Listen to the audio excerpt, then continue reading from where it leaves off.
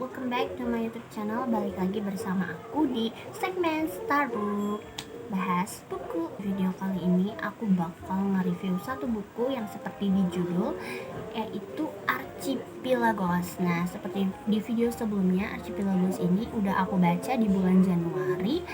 Makanya aku sekarang pengen nge-review buku ini karena menurut aku buku ini cukup menarik untuk diulas oleh aku. Untuk pembahasan yang pertama adalah dari segi cover. Lihat, cover ini cantik banget, warnanya biru, dan ini tuh ada gambar-gambar yang melambangkan isi ceritanya. Ini itu ada candi. Candi ini adalah bentuk cerita tentang asrama mereka. Jadi asrama sekolah mereka itu sistemnya bercandi-candi. Nah, ini tuh candinya kayak gini, diliatin kayak gini. Nah, kalau ini ya mungkin ini kayak awan gitu, mungkin ini itu maksudnya golongan udara. Nah, mungkin kalau ini ya, ini kalian bisa lihat gak sih, aku menyimpulkan ini adalah lambang untuk golongan air. Kalian mungkin yang sudah membaca buku ini, kalian bisa kasih tahu atau kalian bisa cek di Instagramnya penulisnya. Tulisnya itu adalah Sleeping Mo. Ini tuh nama pena, dan kalau nggak salah nama aslinya itu Muhammad Akbar. Dan yang sangat mengejutkan, laki-laki. Wow, hebat banget gak guys. Nyata abangnya ini punya imajinasi yang sangat kreatif. Ini itu adaptasi dari Wattpad. Nah, versi cetaknya itu diterbitin sama penerbit Adgam pada tahun 2023, tepatnya bulan Juli kalau nggak salah. Nah, buku ini tuh aku dapat cetakan pertama.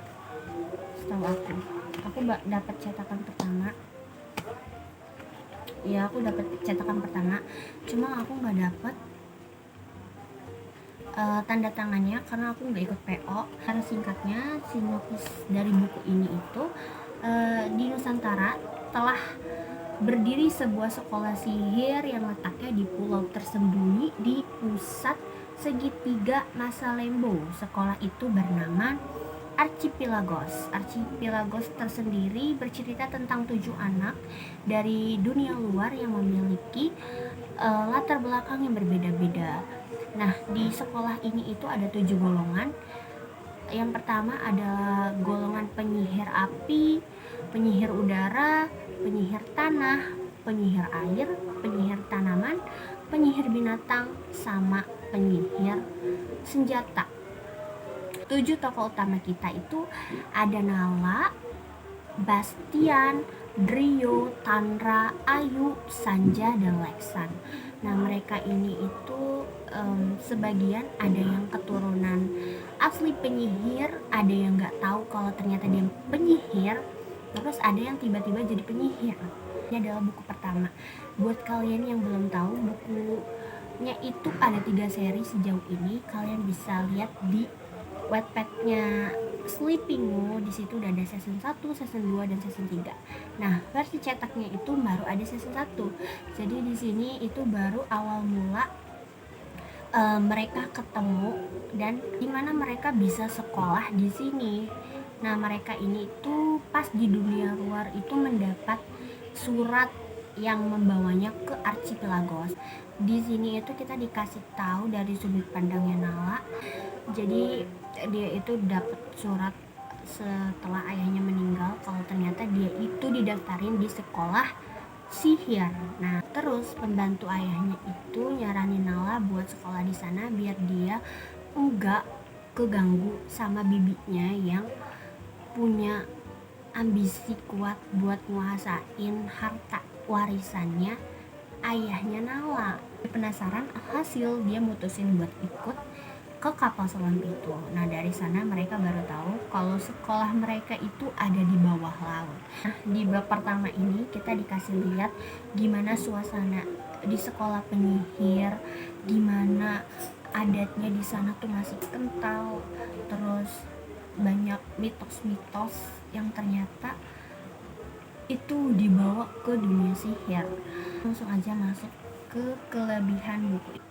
Yang pasti yang pertama adalah karena genrenya fantasi. Penulisnya itu bisa banget bikin suasana sekolahnya itu terlihat nyata dan bisa kita hayalin.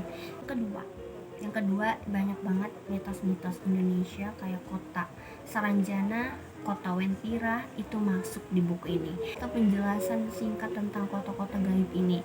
Nah, kota-kota ini itu diibaratkan sama penulisnya sebagai kota penyihir. Wow, menarik banget gak tuh?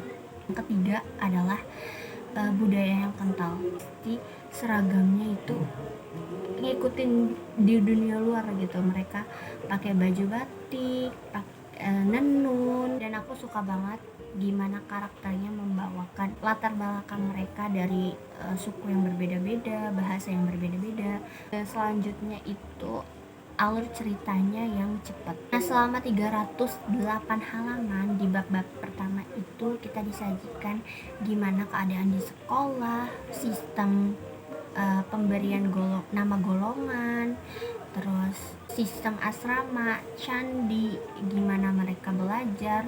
Nah, guru-guru di sini juga dipanggil encik sama engku. Encik itu buat yang perempuan, engku itu untuk yang laki-laki. Setiap bab kita dikasih lihat gimana perkembangan Nala dan teman-temannya untuk beradaptasi di sekolah sihir ini. Nah, nanti di pertengahan cerita ketujuh tokoh ini itu diberi misi khusus untuk melawan Berong alias musuh utama di cerita Archipelagos. Berong itu adalah salah satu makhluk yang pengen hidup abadi dan menghalalkan semua cara demi dia menguasai kegelapan dunia sihir dan dunia luar. Ternyata mereka itu adalah orang terpilih. Orang terpilih itu yang bertugas mengalahkan Berong. Dan yang plot twistnya itu kalian bakalan melihat Berongnya ternyata adalah orang yang terdekat.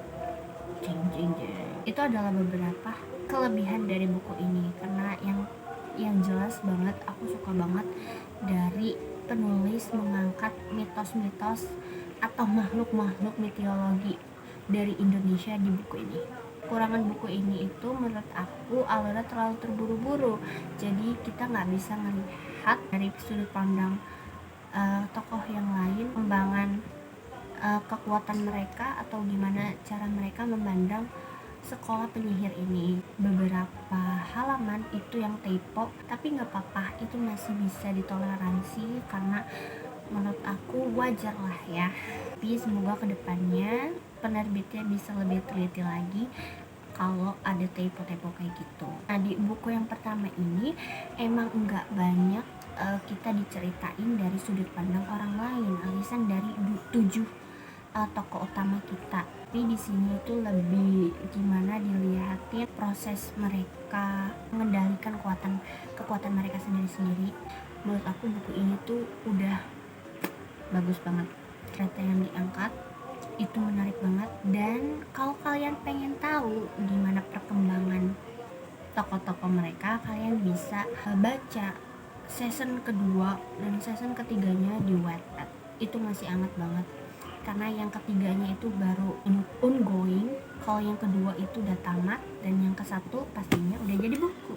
Tapi di buku kedua dan buku ketiga itu pasti lebih menantang karena tentunya lawan mereka udah beda level lagi, udah banyak musuh lagi, dan improve atau perkembangan tokoh mereka, watak mereka, keahlian mereka itu ada di buku kedua dan di buku ketiga.